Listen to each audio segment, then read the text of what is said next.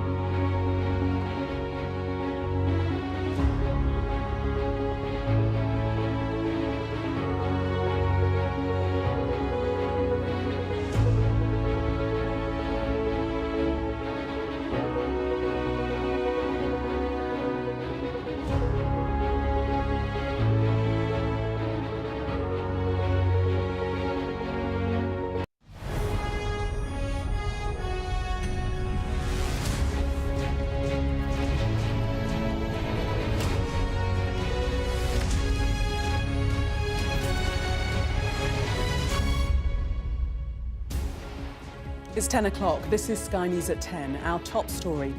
Prince Harry claims a monumental victory after winning an apology and substantial damages from the publisher of The Sun. News UK have admitted that The Sun, the flagship title for Rupert Murdoch's UK media empire, has indeed engaged in illegal practices. The company hits back, but what next for it and its boss, Rebecca Brooks, the former Sun editor? Also tonight, a man pleads guilty to murdering the wife and two daughters of racing commentator John Hunt in a Crossbow attack. I'm Yalda Hakim, live in Washington as the human impact of Donald Trump's immigration crackdown starts to be felt. We hear from an Afghan who helped American forces, whose immigration flight has now been grounded. His message to the president, please reconsider. And as Donald Trump threatens to use tariffs in a trade war, the Chancellor Rachel Reeves tells Sky News she's not worried.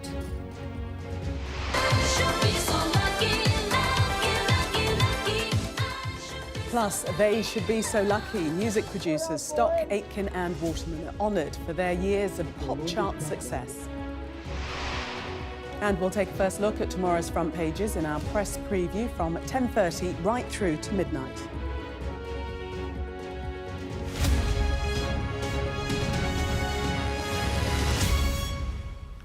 Good evening. Prince Harry has settled his lawsuit against the publisher of The Sun, which issued the Duke an apology and substantial damages. He and the former Labour deputy leader, Lord Watson, had brought legal action against Rupert Murdoch's News Group newspapers over allegations of unlawful information gathering. The company says today's settlement draws a line under the past. Here's our royal correspondent, Rhiannon Mills. waiting in anticipation for the start of this long-awaited trial. Instead, Prince Harry's barrister had news of a settlement. In a monumental victory today, News UK have admitted that The Sun, the flagship title for Rupert Murdoch's UK media empire, has indeed engaged in illegal practices. This represents a vindication for the hundreds of other claimants who were strong-armed into settling without being able to get to the truth of what was done to them. Since 2019, Harry has waged this battle against the publishers of The Sun and the News of the World, one of two final claimants prepared to take them to trial, take the financial risk, and make them talk in open court about the illegal tactics he said were used to gain stories about him. The statement from News Group newspapers is a catalogue of apologies for the serious intrusion by The Sun between 1996 and 2011, for the first time admitting to unlawful activities at The Sun. An apology for phone hacking and surveillance by the News of the World. And a wider apology for the serious intrusion into his private life and, more strikingly, his mother's, Princess Diana. Media litigation specialist Antonia Foster says it's extraordinary how far they've gone. What it says about Prince Harry's mother, and we know from all the public statements he's made in the past just how important that issue is to him and the treatment, as he sees it, of his mother by the press. The apology in respect of the treatment of her is very significant. Good afternoon, everybody. As recently as December, he's spoken of his determination to get justice. One of the main reasons for seeing this through is accountability, because I'm the last person that can actually achieve that, and also closure. Tom Watson, the former deputy leader of the Labour Party and Harry's co-claimant, was full of praise for everything he's done. I once said that the big beasts of the tabloid jungle have no predators. I was wrong. They have Prince Harry. His bravery and astonishing courage have brought accountability to a part of the media world that thought it was untouchable. In recent years, Prince Harry has described taking on the tabloid press as his life's work, which means that reaching this settlement will not have been an easy decision for him to make, mainly because he also wanted News Group newspapers in court to admit there'd been some kind of cover-up by senior executives, which in their apology they do appear to acknowledge, but without admitting doing anything illegal. They have apologised for wrongdoings in the past, a victory for now, but not the end of his moral crusade and determination to stop history repeating itself. Rhiannon Mills, Sky News. Prince Harry's legal team said that today's settlement is far from being the end of the road, with a dossier being passed to the police. So what next for the media empire set up by Rupert Murdoch, which has fought a decade-long battle for self-preservation, and the woman now in charge, Rebecca Brooks? Here's our business and economics correspondent, Gurpreet Narwan. Thank you and goodbye. Parting words from the News of the World, which closed down almost 14 years ago now, after accusations that its journalists were hacking phones came to light. Victims included the murdered schoolgirl Millie Dowler. This is the most humble day of my life. Rupert Murdoch, the paper's proprietor, was publicly shamed and even attacked in Parliament. Journalists were jailed, although Rebecca Brooks, who edited the paper from 2000 to 2003 and then The Sun until 2009, was cleared. She is now chief executive of the parent company, News UK. A public inquiry known as Leveson also followed, and Murdoch's companies have since paid out £1 billion to settle claims. The News of the World fell on its sword, but today The Sun was in the spotlight. NGN, publisher of both papers, apologised to Prince Harry and for the first time admitted that illegality took place under The Sun's name. But it refused to implicate its own journalists, instead blaming private investigators contracted by the paper. An apology, but Prince Harry didn't get his day in court, meaning his previous claims that there was a corporate cover-up at NGN will go untested. Nevertheless, he will consider the company's admission of illegal activity connected to the Sun, as well as the News of the World, significant. Campaigners say this is another turn in a story that has some way still to run. We've no idea who committed those unlawful acts, who was responsible, who were the senior people who signed it off, if any, and all of these issues do need to be properly investigated. And to get to the bottom of this, we're going to need either a police investigation or the second stage of the Leveson inquiry. Among those now under scrutiny over previous statements, Rebecca Brooks. I can say absolutely that the Sun is a very clean ship, a great newsroom. But News UK continues to deny many of the accusations against the paper. There are strong controls and processes in place at all our titles today to ensure this cannot happen now. There was no voicemail interception on the Sun. It must also be stressed that allegations that were being made publicly pre-trial and indeed post-settlement that News International destroyed evidence in 2010-11 would have been the subject of significant challenge at trial. These allegations were and continue to be strongly denied. I think both sides would claim they've won. I think Prince Harry can be pleased that he's got this full and unequivocal apology. On the other hand, I think the publishers themselves, news groups, can be pleased that they haven't had to go to court, they haven't had to see their witnesses giving evidence.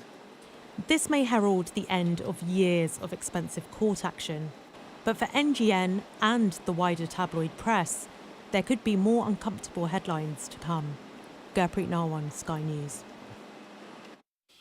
Well, our royal correspondent Rhiannon Mills is with me now in the studio. And Rhiannon, Harry's legal team are saying it's not the end of the road, it's far from over. What could we see happening next? Well, I think, first of all, it's really important to reflect on how extraordinary it is that he settled. This wasn't just about the money. We're hearing that over £10 million he's likely to have been awarded in damages, a huge amount. But for him, this all came down to the apology. And I was reading through it, and you could see very clearly that Harry and his legal team had clearly been really hard with the NGN lawyers and said, we want specific apologies within this statement.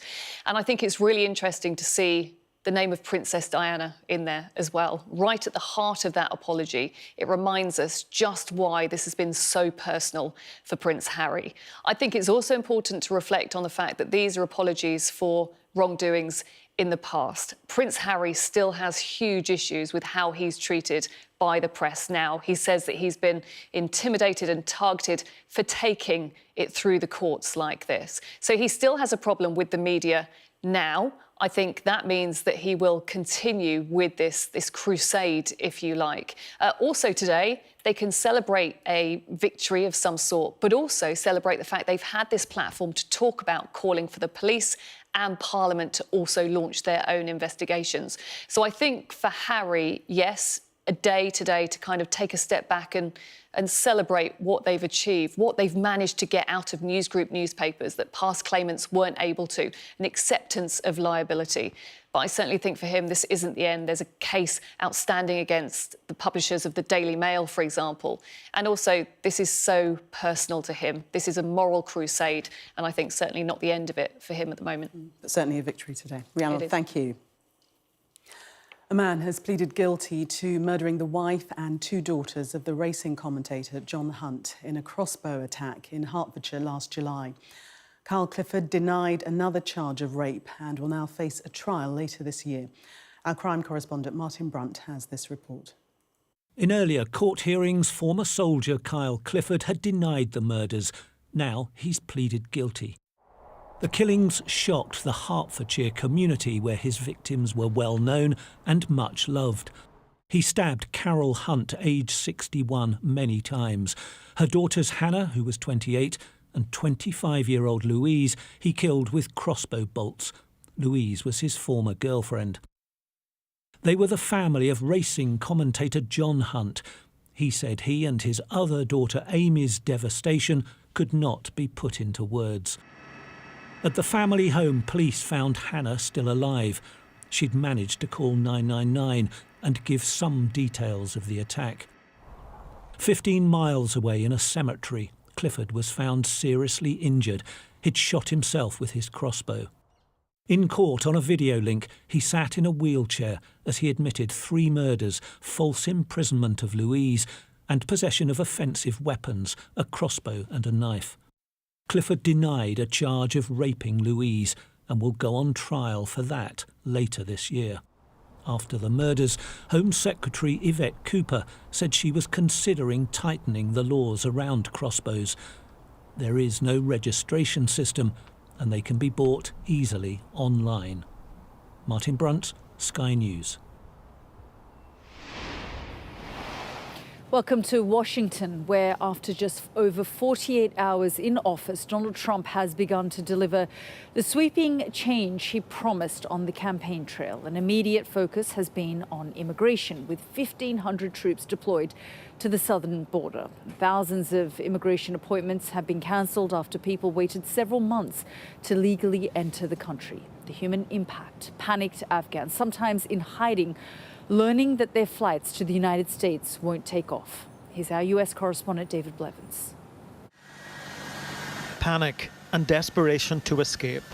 Kabul before the Taliban takeover. And among those left behind, thousands of Afghans who had worked alongside American forces, now vulnerable to torture and reprisal. Faisal, not his real name, was one of them, an advisor to the US Air Force. Now one of hundreds whose flights to America have been grounded when President Trump halted refugee programs. We wish to feel free and safe, and there's no Taliban, no ISIS. His hopes for safety in America vanished overnight, and he feels betrayed. I was shocked by Mr. President Trump's decision, and I felt disappointed.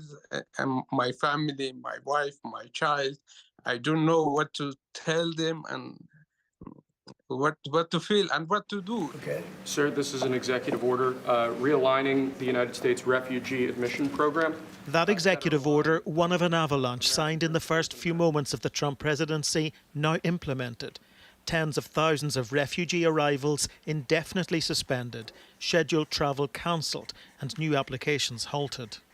Unlike the more recent migrant issues at the southern US border, the refugee program dates back decades, and there's a thorough vetting process in place. But the Trump White House is no longer making any distinction between the two, just cracking down on both. Well, that's me in Afghanistan. Samad and his family emigrated from Afghanistan 10 years ago. So that's my older son, my twin daughters. He told me how it felt when they learned they'd been granted refuge in the United States. It was goosebump, and we were extremely happy that we were coming to the US. I'm one of the luckiest people that I'm not among those group, but I do know of so many people that they actually worked on, and unfortunately the process has been delaying for them. If you had an opportunity to speak to President Trump, what would you say to him? Please reconsider your decision. This is a breaking of promises that a promise made to us who risked our life, our families, our everything to stand beside U.S. forces in Afghanistan.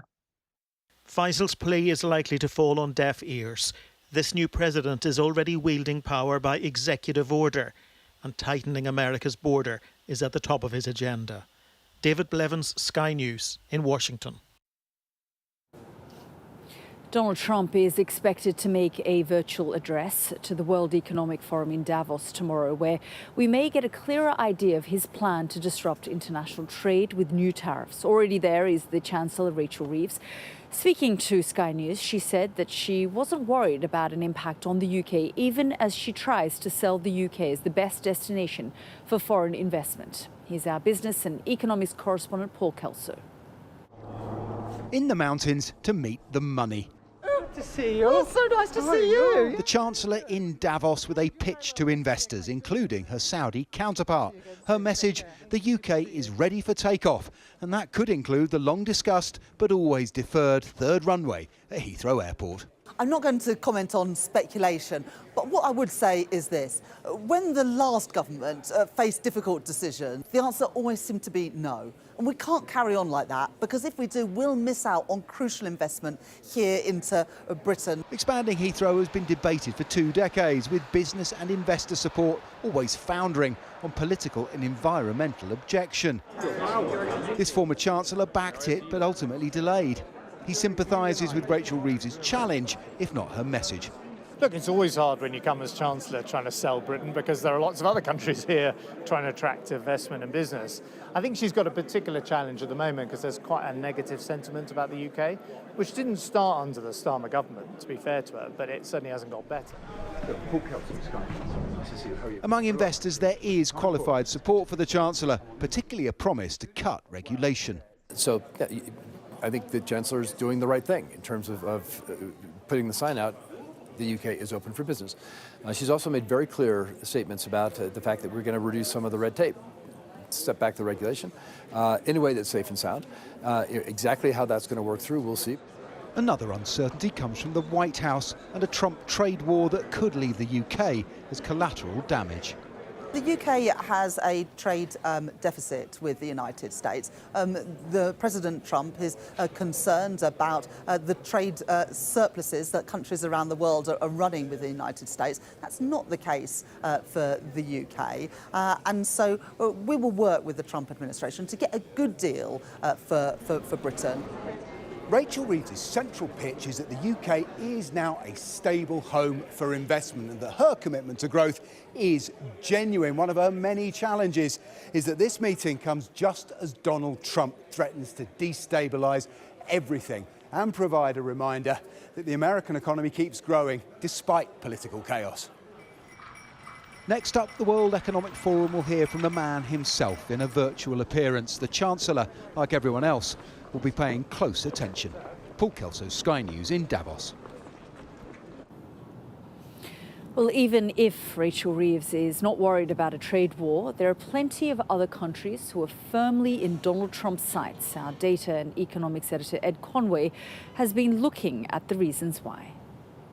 Let me start with quite an eye-catching chart, one that's caught the eye of none other than Donald Trump. This is showing you how much tariffs have raised as a percentage of total US federal revenues, going all the way back to 1798, and perhaps you can make something out. Look, for much of that first century of independence, the majority of federal revenues came from tariffs. Now, actually, it's closer to about 2%. It's under 2% right now. And so the argument is, look, could you not just raise more money via tariffs instead of things like income tax? Well, maybe a bit, but have a look at this. I'm going to take that same data and do it not just as a percentage of total revenues, but as a percentage of the size of the US economy. This is a kind of probably a better way of comparing it, because the economy was a little bit bigger compared with those tariffs back in the past than you might have thought. In fact, even in that period of maximal protectionism, the early Hamiltonian days of the United States, you can see that tariffs never really accounted for more than about 6% of total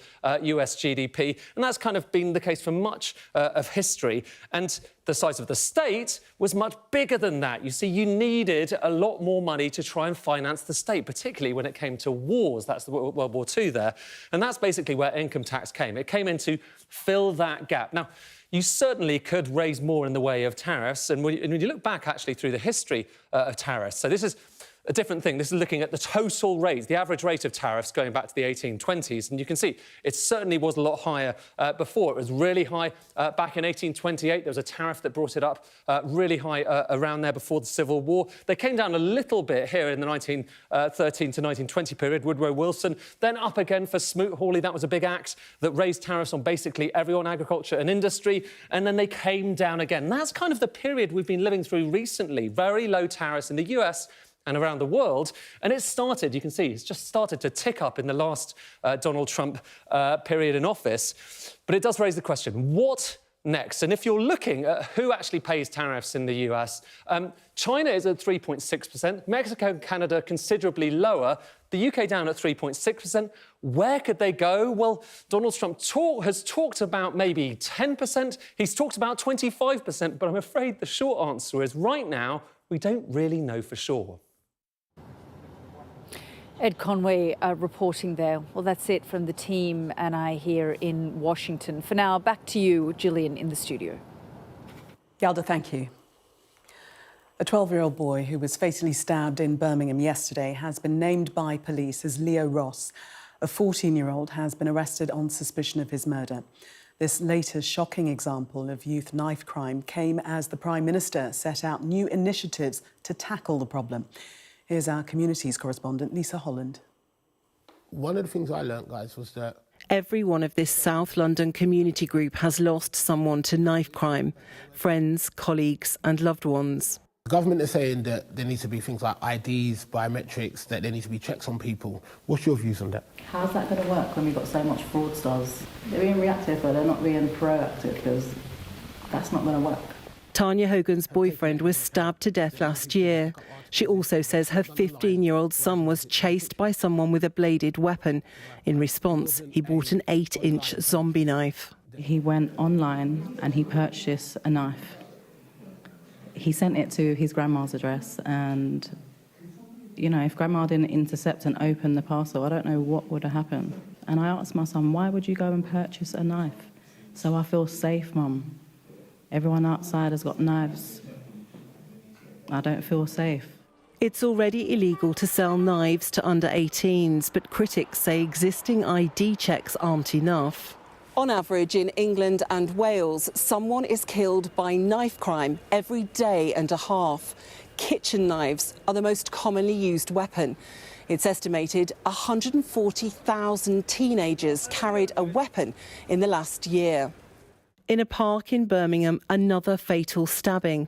The life of 12-year-old Leo Ross couldn't be saved. His alleged killer is aged 14. I've met far too many families devastated by this senseless violence. It is unacceptable that these murder weapons can be bought with 2 clicks.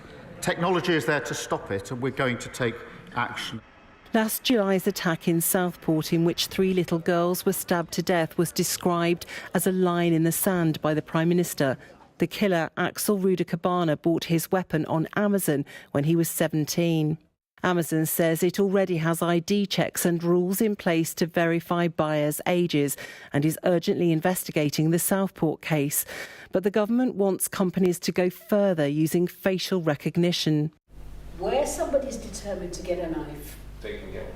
Those affected feel action is long overdue. What concerns me is about how knives are obtained in our communities. Whatever strict measures that can be put in place needs to be put in place with a state of urgency. Can these new measures really make a difference when people can actually just go to the kitchen drawer and get a knife? I don't think it's the sole answer, but anything that can be done, any improvement, if it's a 5% improvement, that's a 5% of a better opportunity of keeping a young life safe. The proposed changes won't reduce knife crime overnight, but campaigners say something is better than nothing to tackle an endemic issue. Lisa Holland, Sky News, South London. Well, tomorrow from 10 a.m. here on Sky News, we'll have full coverage on the sentencing of the Southport killer, Axel Ruder-Cabana. In Gaza, the delicate ceasefire continues to hold for now, but the devastation left behind means that many are still fighting a desperate battle to survive. Meanwhile, the Israeli military has shifted its focus to the West Bank, with at least 10 people killed in a major operation. Here's our Middle East correspondent, Alistair Bunkle. All colour has been extinguished from Gaza. The cities are now just vast districts of grey rubble. The streets are mostly silent. An occasional person picks their way through, almost lost in the destruction around them. Hussein Barakat managed to salvage a chair close to where he once lived. He came looking for clothes for his children, but couldn't find any. We wanted to come back to put up a tent during the ceasefire. As you can see, it's become a ghost town. There's no water, there's nothing. There isn't even any level ground you can stay on. This was one of Gaza's main hospitals, the Kamal Adwan. Israeli forces repeatedly attacked it, claiming Hamas were hiding there. Nizar is trying to build a shelter in the remains of his old home in the Jabalia refugee camp. This area saw some of the heaviest fighting in recent weeks. It's been almost totally obliterated. The destruction is behind us and around and everywhere. I'm trying to fix some rooms that we can settle in our homes, that we can sit in it. We hope that life will get better than this. Aid is finally getting in large quantities. Almost 900 lorries entered Gaza yesterday, but many remain desperate for basic supplies. It will take weeks and weeks before the immediate humanitarian crisis improves. After almost 16 months of war, Israel failed to defeat Hamas.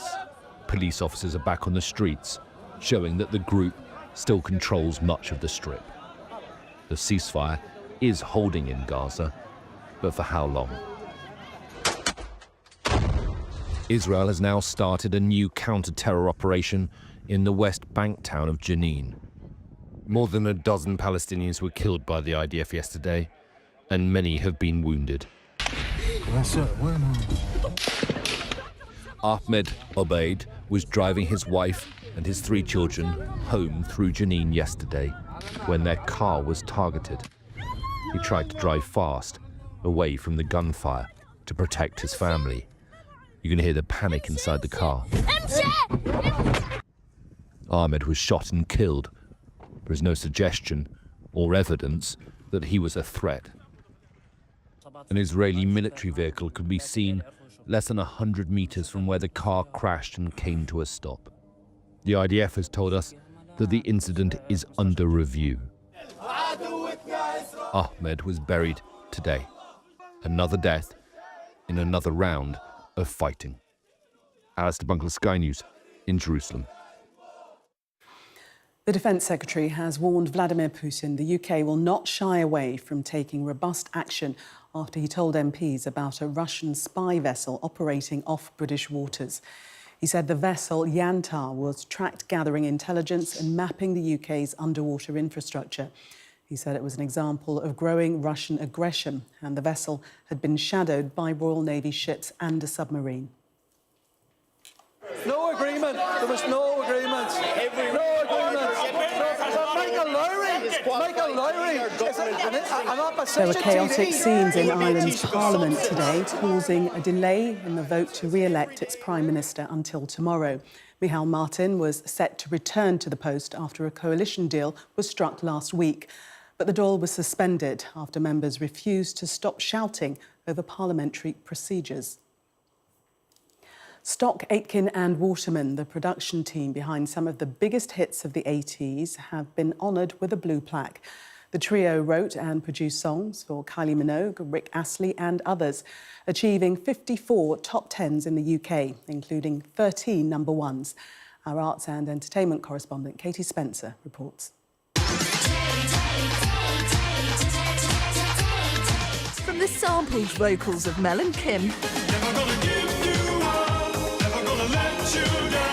to the instantly memorable lyrics of Rick Astley's biggest hits, Stock, Aitken and Waterman's songs ruled the UK charts, influencing the entire sound of the late 80s.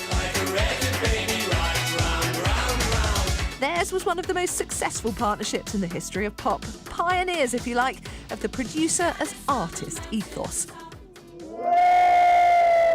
And their contribution now being marked with this special blue plaque. This location was home to the Hit Factory, a production line approach where artists would come to provide vocals to a pre-written song, which they'd lay down over a fully produced backing track. Forget about artistic input, most of the hard graft had already been done.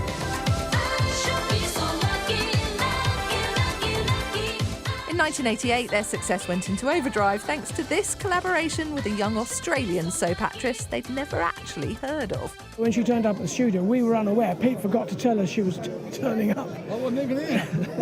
So we had to come up with a song pretty quick. In 1989, their songs made up a whopping 27% of the UK singles market. We had a method of working and we tried to taper the songs and the tracks to how we saw the public would perceive the artists. and I think we were quite successful in that regard. Back in the day, most of their hits were recorded on a simple 24-track tape machine. But could AI replicate their hits factory approach now? AI won't work because you can't put emotion in. We had emotion. That's the difference between AI and what we did. While some of their hits have stood the test of time better than others, their contribution and influence on British pop of the late 80s is indisputable. Katie Spencer, Sky News. Well, that was Sky News at 10. Coming up, we'll take a first look at tomorrow's newspapers in the press preview. Tonight, we're joined by the Daily Mirror's associate editor, Kevin Maguire, and the Daily Mail's Whitehall editor, Claire Ellicott.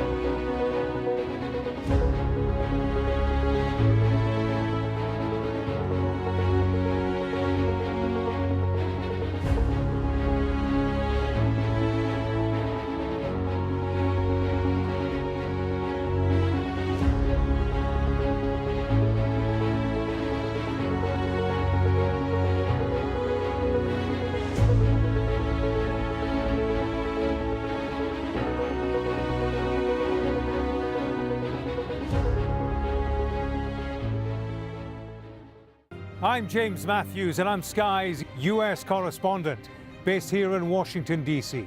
Donald Trump, it would appear, is about to learn his fate. There's no doubting the strength of this hurricane as it roars through. Sky News, get the full story first. Do you fear a fourth indictment? Is it a drug? He's from Sky News. He's from Sky News. He's entitled to ask me questions.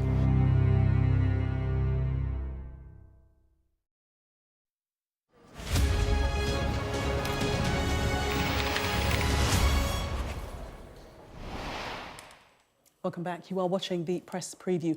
A first look at what's on the front pages as they arrive. It's time to see what's making the headlines with the Daily Mirror's associate editor, Kevin Maguire, and the Daily Mail's Whitehall editor, Claire Ellicott. They'll be with us from now until just before midnight. So let's see what's on some of those front pages for you now.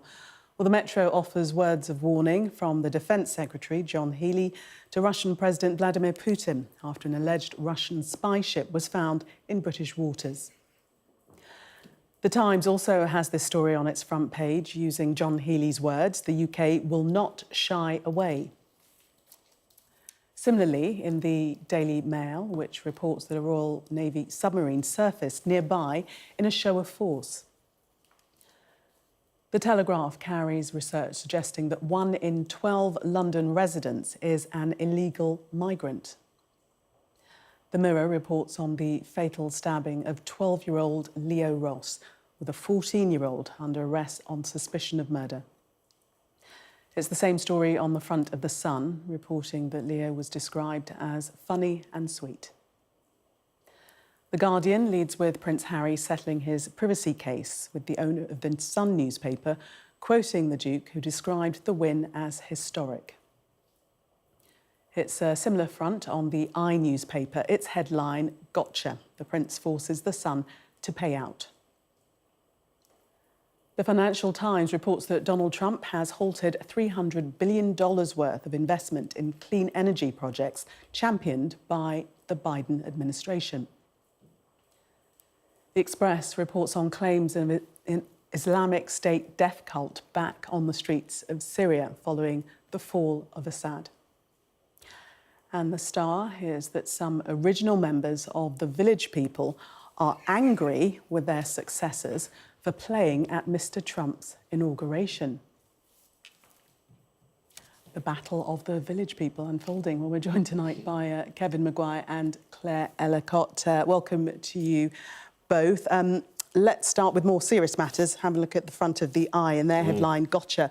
Prince forces the Sun to pay out over £10 million. Kevin, take us into today's story. Yeah, it leads two papers, the Eye and the Guardian's also on the front of the Telegraph. But of course, Gotcha was the infamous headline in 1982 during the Falklands War on the front of the Sun when the Belgrano sank. I think about 250, 300 people died in there. They changed it in later editions, and they're paying this admission in the High Court today for the first time by Newsgroup newspapers of illegal activity at the Sun in the past. And the sums that have been paid haven't been disclosed, but it's commonly thought to be an 8-figure sum, which is 10 million or more. The papers put it between 10 and 20 million, and that's a huge amount to settle for. And of course, there's reputational damage. Full disclosure: the Mirror, which I work for, paid out to him much less. I think it was in total about 440,000 to Prince Harry after he won.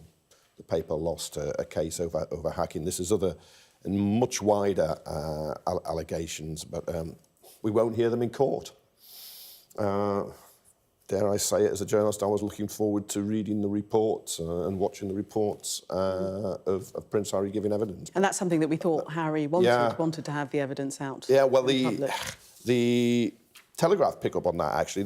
They call it climbs down, because he said he was going to go all the way. But the way it works is there's a pressure of mediation. You could win your case, but if the award from the judge is less than that you were offered and rejected, you pick up the costs of both sides. So if that is the case, I think he had no choice. I think calling it a climb down is a bit harsh. I think it was just a reality. We don't know what Lord Tom Watson, who also won his case, we don't know how much he will be paid, but I suspect there'll be a pretty penny. I know what happened, because he's an old friend, Tom, who I knew before he became an MP. I said, why are you going to give up a good job at the engineering union to risk becoming an MP? He ended up deputy leader of the Labour Party. But I know the impact on his marriage and the family of the surveillance was absolutely intense and contributed to a divorce. So we don't know the exact amounts, and we won't, because they're sealed. And there's a question of costs, and it's said that the sum Harry has been awarded includes costs. We'll have to wait and see until all that's finalised. But as you've been saying, he's got this acceptance now. You're mentioning his mother, and in fact, on the Eye, Alison Phillips, a former editor of the Mirror, has written Prince Harry will feel the result is justice for his mother, who he's always said the press either contributed to or killed her, which of course is disputed. that won't be heard in court. And Claire, some calls now for a further inquiry, some suggesting Leveson Part 2. We've heard Lord Watson suggesting that definitely this isn't the end.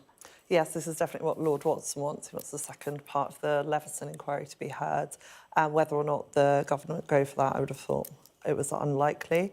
There's been some words today about this, but I think everyone's sort of still absorbing the judgment because, well, the statement that NGN put out was quite a long statement. It took into account quite a lot of things, including, as Kevin mentions, the story about Princess Diana. It was clearly something Harry really wanted mentioned in this settlement with the newspaper group.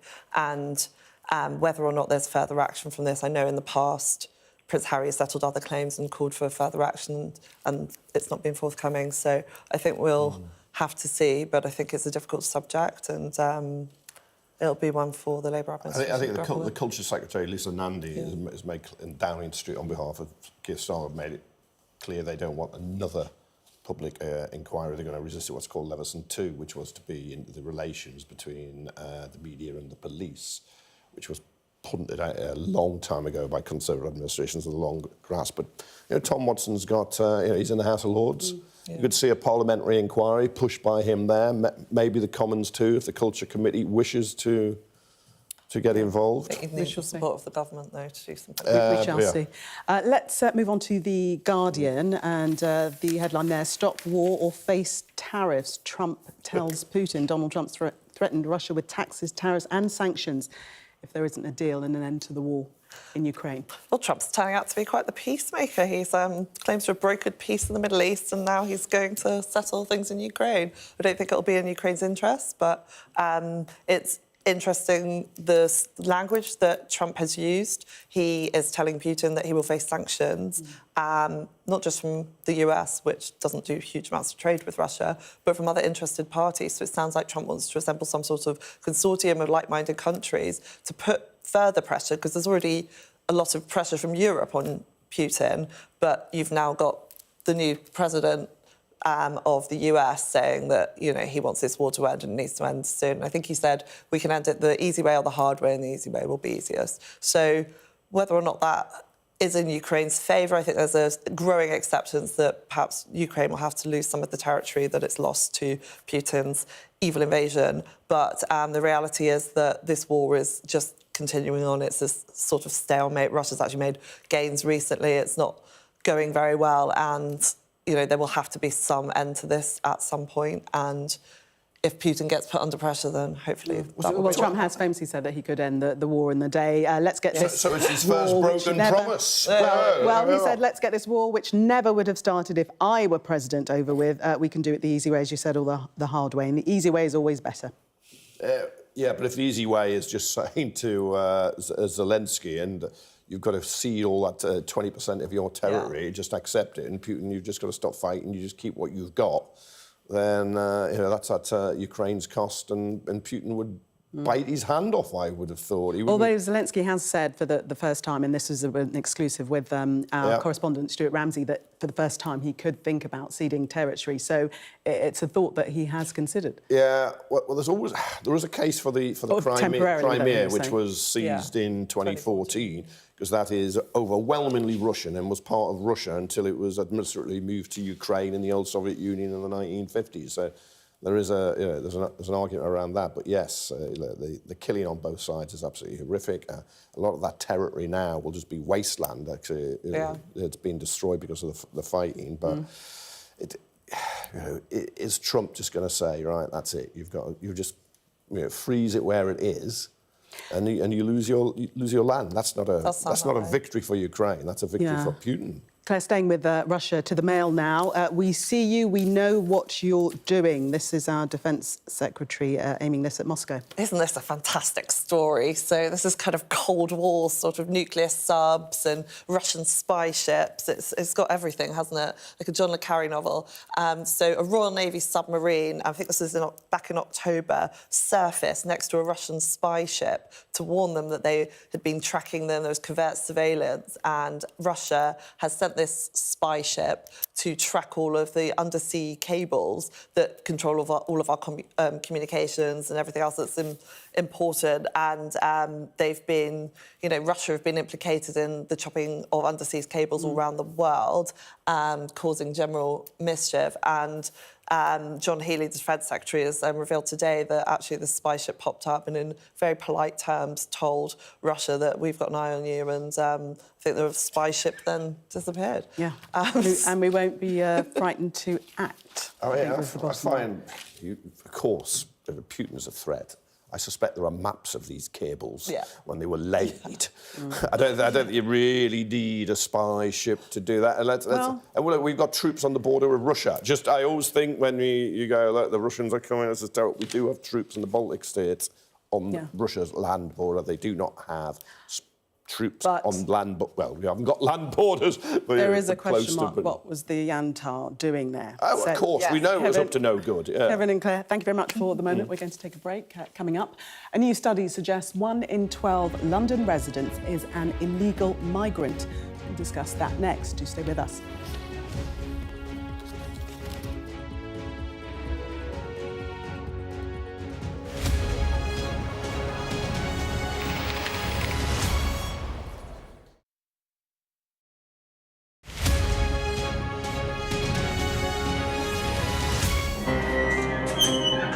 We've come to one of Moscow's Cold War bunkers. It was built as a top-secret command centre. Being here really feels like you're stepping back in time. I'm Ivor Bennett, Sky's Moscow correspondent. A show of military might and menace. Courage, bravery and sacrifice will win the day. It's a new subject. They'll learn about combat drones and some how to handle a Kalashnikov. The Kremlin continues to put forward its own version of events, both present and past. There's no mention of the fact that Russia invaded its neighbour. That's rewriting history, isn't it?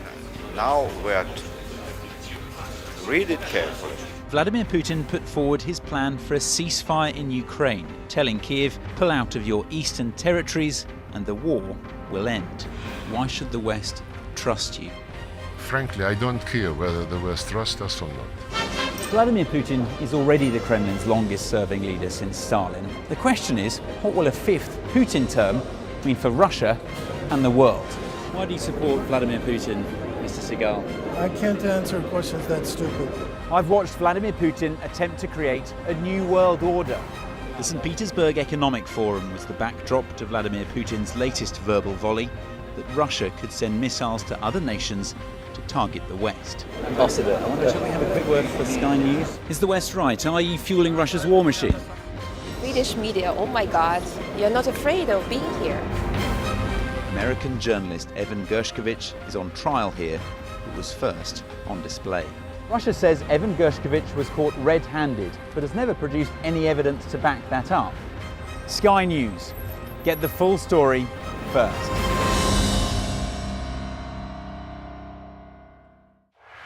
Our app gives you the very best of Sky News wherever you are.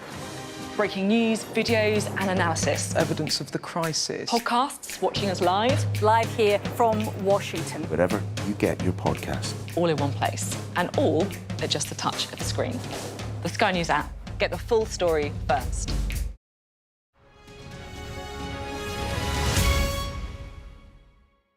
There's always more to the news than a headline. We want to discover, to delve a little deeper, to find out what's really going on. Explanation, analysis, the people at the heart of every story.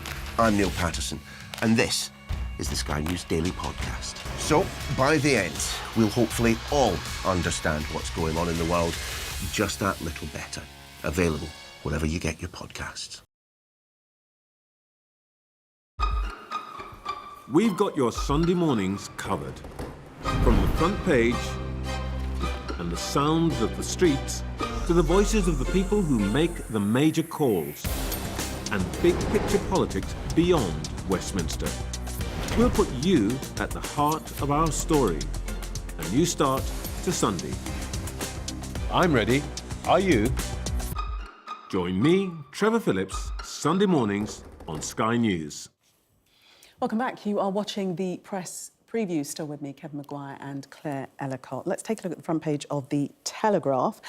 With the stark headline, 1 in 12 in London is illegal migrant. The article saying that London is home to as many as 585,000 illegal migrants, equivalent to 1 in 12 of the city's population. This is according to a previously confidential report commissioned by Thames Water.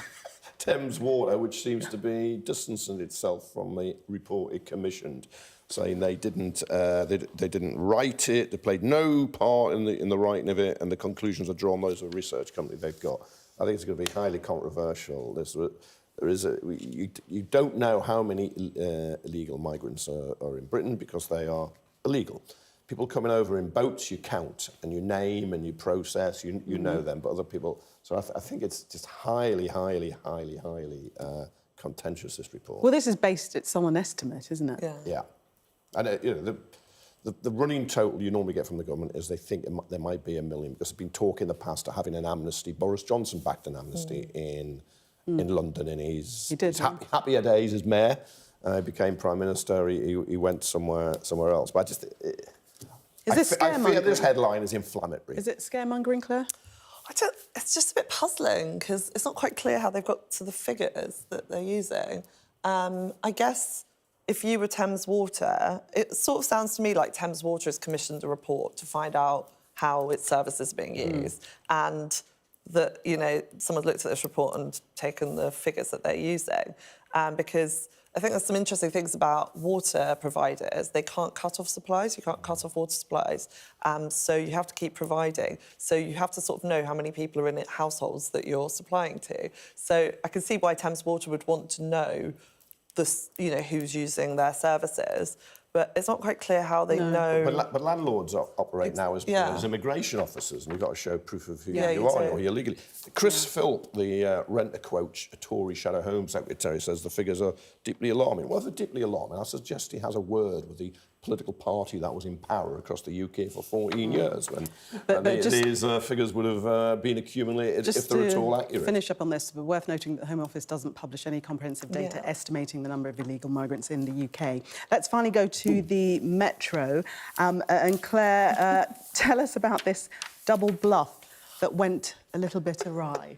This story is fantastic. So a lady in the US, in Florida, was carrying a bag which said, "This is definitely not a bag full of drugs." And it turned out to be a bag full of drugs. She was carrying a load of crystal meth in a tote bag, and then she got arrested.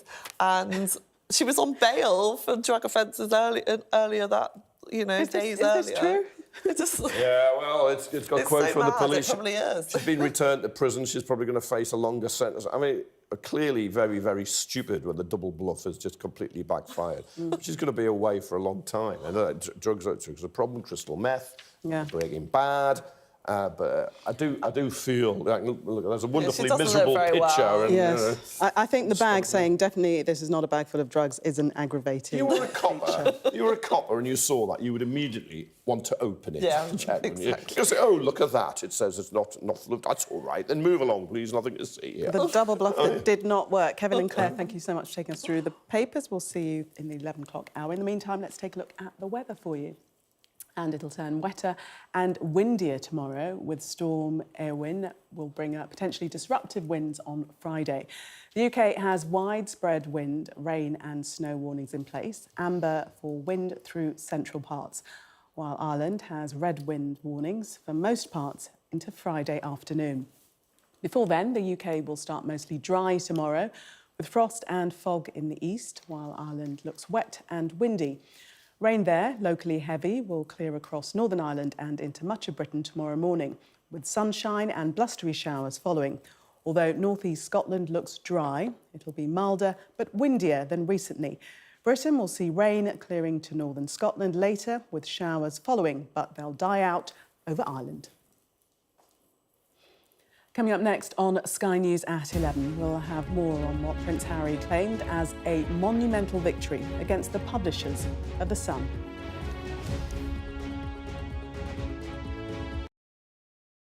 Weeknights on Sky News. This is your chance. Tell people. Welcome to the Politics Hub. A police force has apologised. If you want to find out about Grimsby, you come to the docks.